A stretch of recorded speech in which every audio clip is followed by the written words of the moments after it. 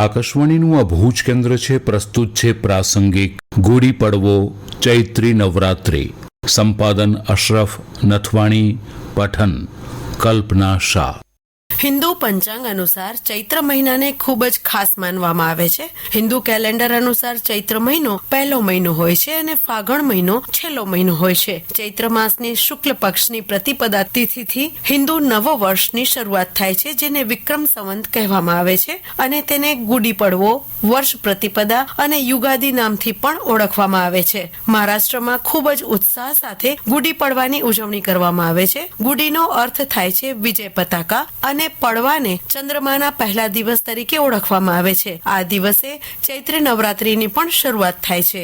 મરાઠી સમુદાયના લોકો ખૂબ જ ધામધૂમથી મહારાષ્ટ્રમાં ગુડી પડવાની ઉજવણી કરે છે. દેશના અલગ અલગ ભાગોમાં અલગ અલગ નામથી આ તહેવારની ઉજવણી કરવામાં આવે છે. આ ચૈત્ર પ્રતિપદાને ગુડી પડવો, નવ સંવત્સર, ઉગાદી ના નામથી પણ ઓળખવામાં આવે છે. આ પર્વના દિવસે ઘરને વિશેષ રૂપે શણગારવામાં આવે છે. ઘરના દરવાજા પાસે રંગોળી કરવામાં આવે છે. આ દિવસે લોકો પોતાના ઘરમાં ગુડી લગાવે છે. મરાઠી સમુદાયના લોકો વાંસની લાકડી લઈને તેના પર ચાંદી, તાંબા અથવા પિત્તળના કળશને ઊંધો મૂકે છે, જેમાં કેસરી રંગનું પતાકા લગાવીને તેને લીમડાના પાન, આંબાના પાન અને ફૂલથી શણગારવામાં આવે છે અને ઘરના સૌથી ઊંચા સ્થાન પર લગાવવામાં આવે છે. આ પર્વ ગોવા અને કેરળમાં સંવત્સર પડવો, કર્ણાટકમાં યુગાડી, આંધ્રપ્રદેશ અને તેલંગાણામાં ગુડી પડવો, કાશ્મીરમાં નવરેહ, મણિપુરમાં સજીબુ નોંગમાં પાનબા, ઉત્તર પ્રદેશ અને મધ્ય ભારતમાં ચૈત્ર નવરાત્રી તરીકે ઓળખવામાં આવે છે. માનવામાં આવે છે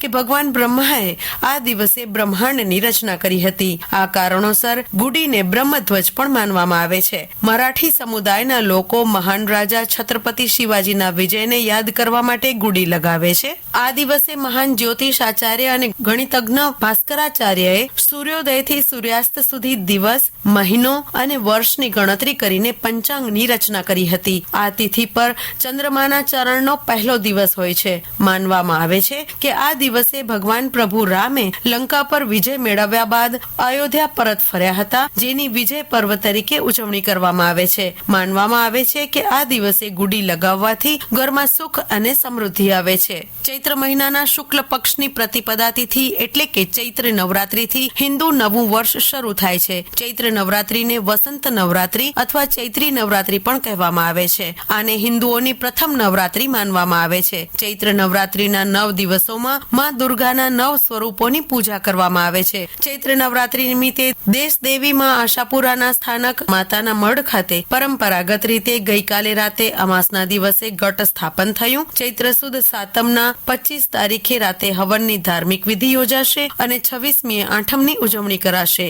તો ભુજના આશાપુરા મંદિર સહિત તમામ મોટા શહેરોના બધા મંદિરોમાં માતાજીની પૂજા અર્ચના સાથે ચૈત્રી નવરાત્રીની વિશેષ ઉજવણી કરાશે. હિન્દુ ધર્મમાં નવરાત્રીનું વિશેષ મહત્વ છે. માતા દુર્ગાને સુખ, સમૃદ્ધિ અને ધનની દેવી કહેવામાં આવે છે. માન્યતા છે કે નવરાત્રીમાં માતા દુર્ગાની પૂજા અર્ચના કરવા વાળા ભક્તો પર માતા રાણીની કૃપા રહે છે. સંસ્કૃત ભાષામાં નવરાત્રીનો અર્થ નવરાત્રીઓનો સમૂહ એવો થાય છે. આ નવરાત્રીઓ અને 10 દિવસો દરમિયાન માં શક્તિના વિવિધ નવ સ્વરૂપોની પૂજા અને આરાધના કરવામાં આવે છે. સમગ્ર વર્ષ દરમિયાન 2 મહત્વની ઋતુઓની એટલે કે ઉનાળા અને શિયાળાની શરૂઆતના સમયને આબોહવા તેમજ ચંદ્રના પ્રભાવની દ્રષ્ટિએ સૌથી મહત્વનો સમયગાળો ગણવામાં આવે છે. માં શક્તિની આરાધના માટે આ 2 સમયગાળાઓ ખૂબ જ પવિત્ર ગણાય છે. આ દિવસોમાં કોઈ પણ શુભ મુહૂર્ત જોયા વિના અનેક શુભ કાર્યો કરવામાં આવે છે. નવરાત્રીના 9 દિવસો દરમિયાન લોકો પોતાના ઘરમાં કળશ સ્થાપન કરે છે અને 9 દિવસ સુધી અખંડ જ્યોત પણ પ્રગટાવે છે.